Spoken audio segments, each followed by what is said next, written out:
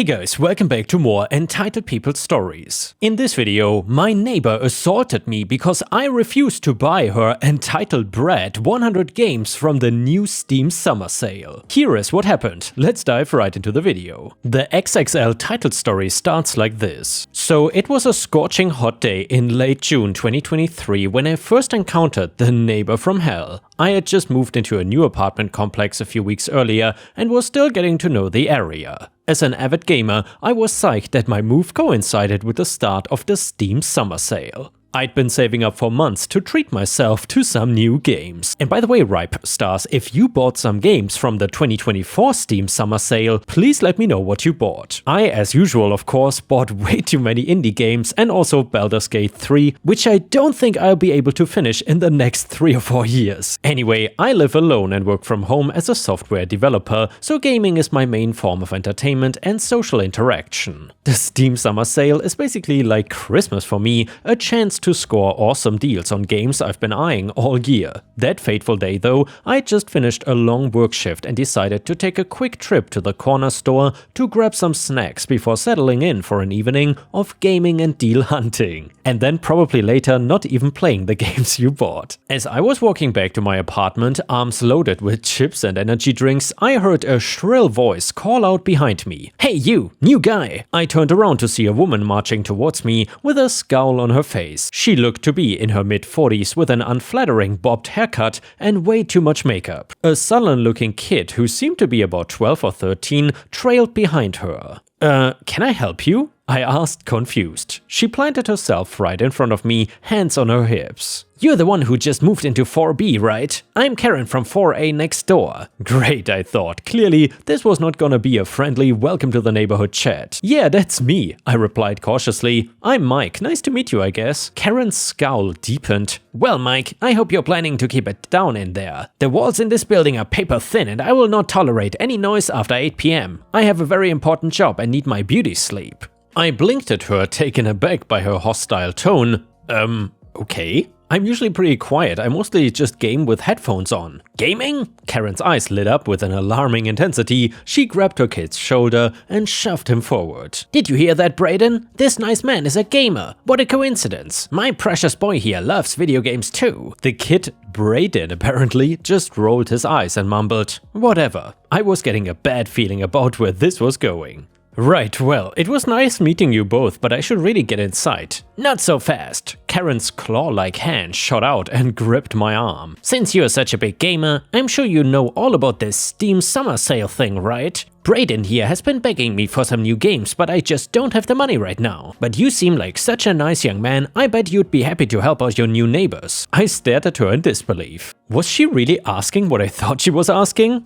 What exactly are you suggesting?" I said slowly. Karen's grip on my arm tightened even more. "Well, it's only neighborly to help each other out, right? I'm a single mom on a tight budget. You're clearly doing well for yourself if you can afford all those games and snacks. The least you could do is buy Brayden some games from the sale. I'm sure 100 games or so would keep him happy for a while. He has a massive wish list and I cannot possibly buy all of these games. And well, now it's easy for you to do a good deed. All these games are discounted." My jaw dropped. Are you serious? I just met you 2 minutes ago and you want me to buy your kids 100 games? "Don't be so selfish," Karen snapped. "It's for a child. You don't want to disappoint a child, do you? What kind of a heartless monster are you?" I yanked my arm out of her grasp. "Look, lady, I'm sorry, but that's insane. I cannot afford to spend thousands of dollars on games for some random kid I don't even know. And even if I could, it's completely inappropriate to demand that from a stranger." Karen's face turned an alarming shade of red. "How dare you? After all I've been through as a single mom, the least the world owes me is some consideration.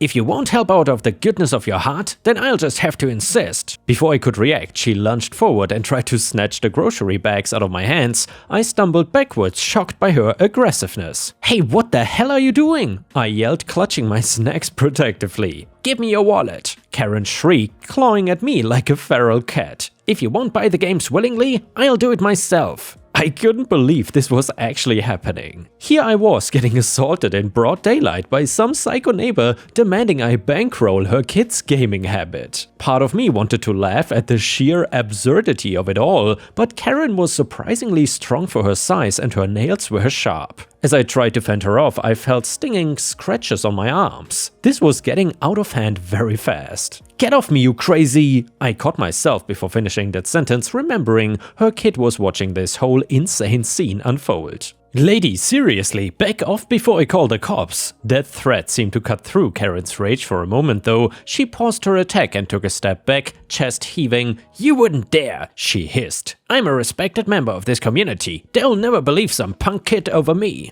I pulled out my phone. "Wanna test that theory? I've got plenty of scratches here and witnesses to back up my story." I glanced over at Brayden, who was watching the whole scene with a mixture of embarrassment and boredom, like this was not the first time he had seen his mom flip out on someone. Karen's eyes darted around, suddenly seeming to realize that we were not alone. A few other residents had come out of their balconies to see what all the commotion was about. "This is not over," she snarled, jabbing a finger in my face. "You'll regret crossing me, you selfish little prick. Come on, Brayden, we are leaving." She grabbed her son's arm and dragged him away. I stood there for a second, heart racing, trying to process what the hell just happened. Then I hurried inside my apartment and locked the door behind me. As the adrenaline faded away, my arm started stinging where Karen had scratched me. I went to the bathroom to clean the scratches, relieved to see that they were not too deep. Still, the whole encounter left me rattled. I debated whether I should report the incident to the police or property management. On the one hand, I didn't want to make waves as the new guy in the building, but on the other, Karen had straight up assaulted me and tried to rob me. What if she pulled this crap on someone else? In the end though, I decided to at least document what happened in case things escalated further.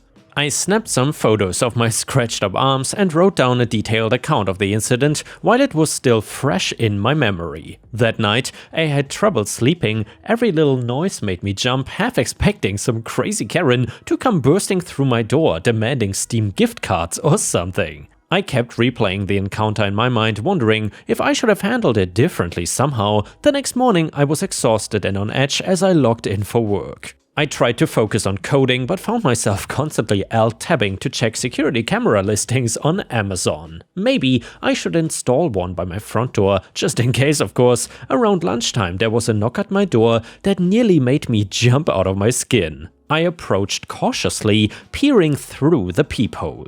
To my surprise, it was Brayden, Karen's son. He was alone and looking sheepish. I cracked the door open, keeping the chain latched just in case this was some kind of trick. Hey kid, what's up?" Brayden shuffled his feet awkwardly. "Hey, I just want to say sorry about my mom yesterday. She gets like that sometimes." I felt a pang of sympathy for the kid. It couldn't be easy having such an unstable parent. "It's okay," I said. "It wasn't your fault. Everything alright at home?" Brayden shrugged. "I guess. Mom is still pretty mad though. She was ranting all night about teaching you a lesson." A chill ran down my spine. "What do you mean by that?" "I don't know," Brayden mumbled. "Probably nothing. She talks big but usually doesn't actually do anything. I just thought that you should know to be careful, I guess." I nodded, touched by the kid's attempt to warn me. "Thanks for the heads up, I appreciate it." Brayden glanced over his shoulder nervously and said, "I should go before she realizes I'm gone. Sorry again." As he hurried away, I closed the door and leaned against it, mind racing. Karen's threat of "this is not over" echoed in my head. I'd hoped she'd cool off overnight, but apparently she was still on the warpath. I spent the rest of the day on edge, jumping at every sound from the hallway. By evening, my nerves were frayed. I needed to decompress, so I decided to treat myself to a couple games from the Steam sale to take my mind off things. As I was browsing the store, a notification popped up. Someone had sent me a friend request. The username made my blood run cold. Karen the Muminator 2011. I hesitated, cursor hovering over the ignore button, but curiosity got the better of me and I accepted, bracing myself for whatever unhinged rant was coming my way. Within seconds, a message appeared. "Karen the Muminator 2011. I know what you did." Me, excuse me? Karen the Muminator, "Don't play dumb. I have proof that you tried to lure my son into your apartment with promises of video games. You're going down, pervert." I stared at the screen in disbelief. Was she seriously trying to paint me as the predator here? Me, what the hell are you talking about? You assaulted me yesterday when I refused to buy your kid games. I got witnesses and photos of the scratches you left. Don't try to twist this around. Karen, as if anyone would believe you over an upstanding mom like me. I've already reported you to building management. Enjoy getting evicted, creep. My hands shook as I typed out a reply. Me, you are insane. I'm blocking you and reporting this harassment to Steam. Don't contact me again. I quickly blocked her account and reported it for harassment. But the damage was done. My night of relaxing gaming was ruined. I could not focus on anything but Karen's threats and accusations. What if she really had reported me to management? I was still in my probationary period as a new tenant. Even if her claims were total BS, the mere suggestion of improper behavior with a minor could be enough to get me kicked out of here. I barely slept that night, tossing and turning as worst-case scenarios played out in my mind. By morning, I was a mess, exhausted, stressed, and dreading leaving my apartment. But I could not hide forever. I had to face this head-on before Karen's lies spiraled out of control,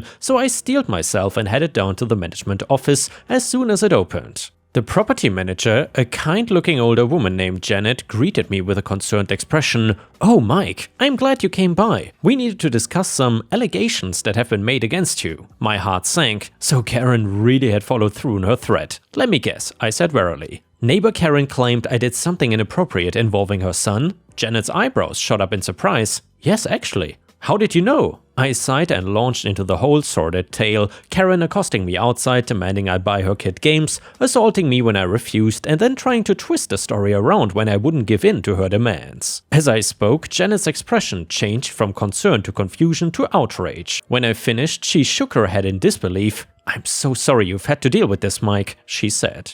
I had a feeling something was off about Karen's story, but I had no idea it was this bad. Rest assured, we take harassment and false accusations very seriously here. Relief washed over me. "So, you believe me?" Janet nodded. "Your story aligns much more closely with some complaints we've had about Karen in the past. And to be honest, her behavior in my office yesterday was erratic, to say the least. I think it's clear who the real problem tenant is here." She pulled out some forms and handed them to me. "I'm going to need you to write out a formal statement about what happened. We're beginning eviction proceedings against Karen immediately." I blinked in surprise. "Wow, thank you. I was worried you would just take her word for it since she's been here longer than me." "Absolutely not," Janet assured me. "We value the safety and peace of mind of all our tenants. Karen has been on thin ice for a while now with noise complaints and other issues." This is the last straw. As I filled out the incident report, Janet made some calls. By the time I finished, she had more news for me.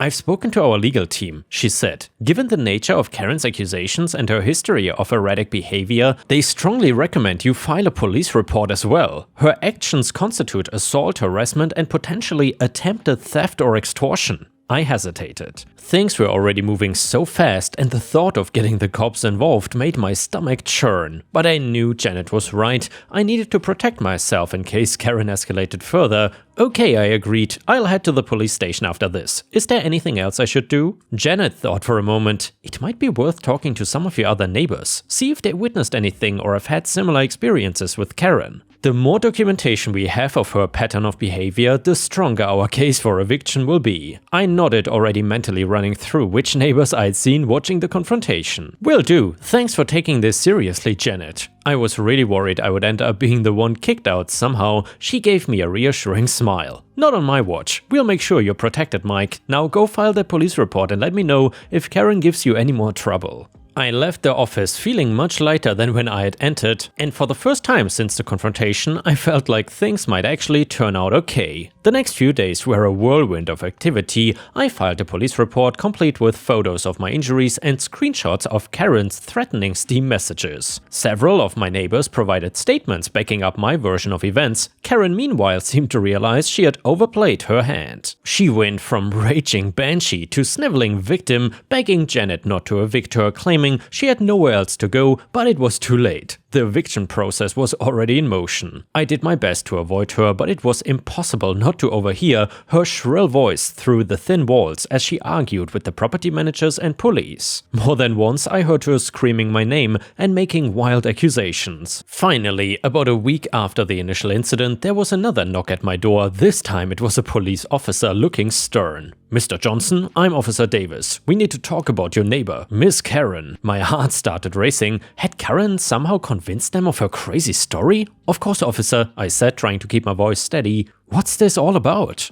Officer Davis' expression softened slightly. "No need to look so worried, sir. We are actually here to inform you that Miss Thompson has been arrested." I blinked in surprise. "Arrested? What for?" "Multiple charges," he replied. "Assault, harassment, filing a false police report, and attempted extortion." It seems she didn't take kindly to the eviction notice and decided to escalate things. He went on to explain that Karen had apparently gone on a rampage the night before, keying cars in the parking lot and screaming threats at anyone who tried to stop her. When the police arrived, she had tried to claim that I put her up to it. "Fortunately, several of your neighbors captured her behavior on video," Officer Davis continued. "And her story about your involvement fell apart very quickly under questioning. We'll need you to come down to the station later to give a formal statement. But I wanted to let you know that you're not in any trouble. Miss Thompson is the one facing serious charges." Relief washed over me. "Thank you for letting me know, officer." "This whole situation has been so stressful," he nodded sympathetically. "I can imagine, but you did everything right. Documenting the initial incident, reporting it promptly, not engaging with her further harassment.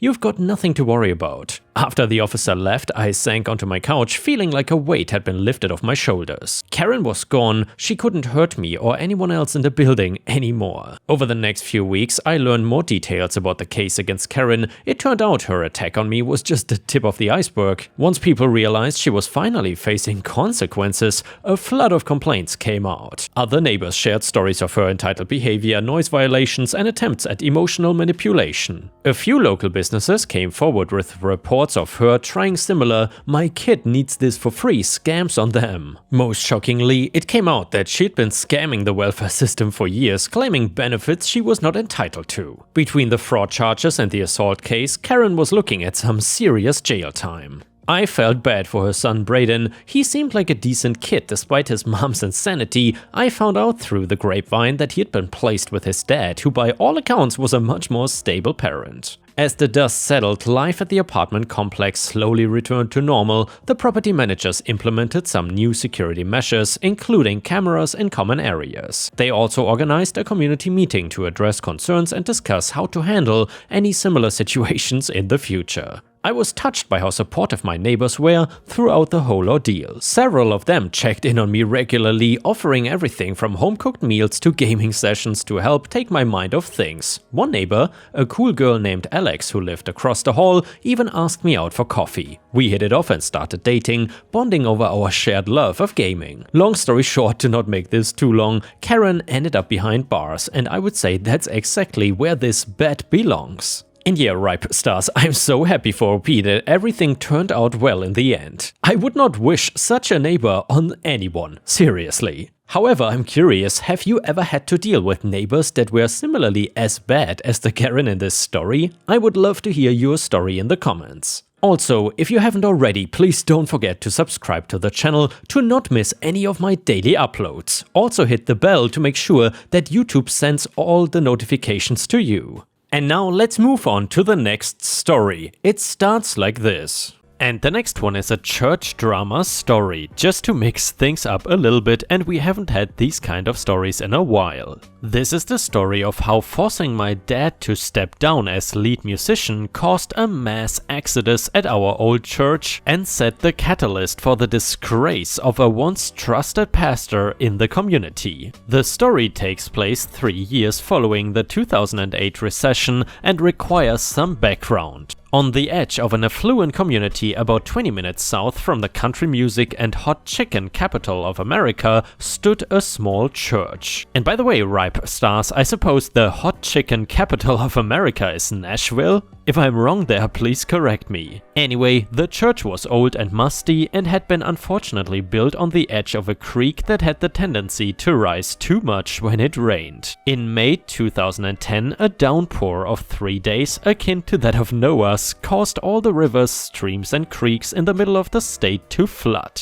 The heavy rains trapped people in their homes, caused millions of damage to infrastructure, and consequently disrupted life for everyone. The plot of land where the church had stood was now a lake of dirty water. The city told the church members that they were prohibited from rebuilding, so the property was condemned and declared a flood zone. During this period of time, the city unified and began to rebuild. The church did so too, but the building where we once all congregated was now abandoned. The community held a fundraiser with the hopes of eventually buying or constructing a new church building. We even had matching orange shirts made for the members of the church to emphasize that from the floodwaters we would rise, not the exact phrasing, but you get the gist. I don't recall how much we had fundraised, but it was a lot. During this time, we were holding a service at a neighboring church a few minutes down from our old church building. I want to take the time to say that this neighboring church was a literal embodiment of grace and a reflection of what it means to hold Christian values.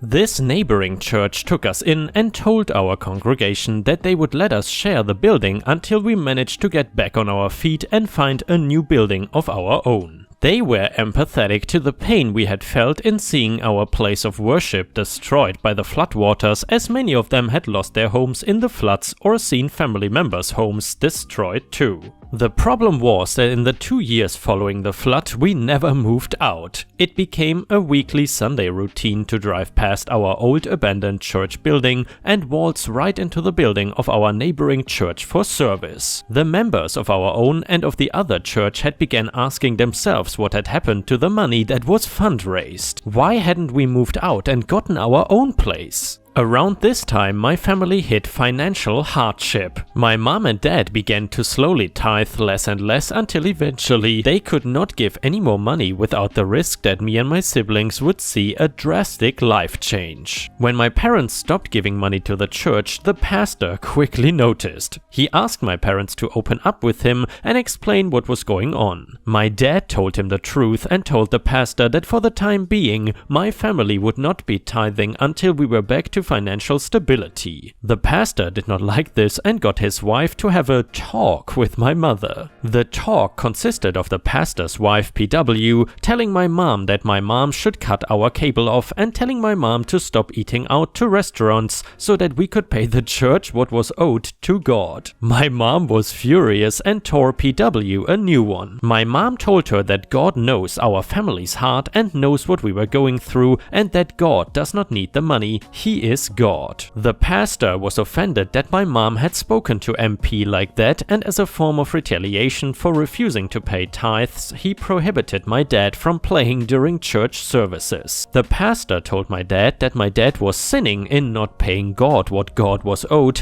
and told him that my dad would not be allowed to play as a church musician until our family began paying again. My dad was distraught. Music was his passion, and he always looked forward to expressing his love of God through his musical abilities. Days of not playing during services became weeks and weeks became months. Eventually, the church members began talking. They began asking my father what was wrong and asking why they did not see him playing during the services. My father is a smart man and would always tell them, "I don't know why I'm not playing. Ask the pastor." Don't underestimate the dedication of nosy church members, because it eventually became the talk of the town, figuratively speaking. The congregation found out that my father was not allowed to play until my family paid. The women's prayer group at the church felt something was up. They began gathering for daily prayer sessions and pushed for a period of fasting in the hopes that God would reveal to them what was happening in the church. This went on for weeks. During one of these prayer and fasting sessions, the group group of women said that God had revealed to them that there was a spirit of Jezebel within the church that was controlling the pastor,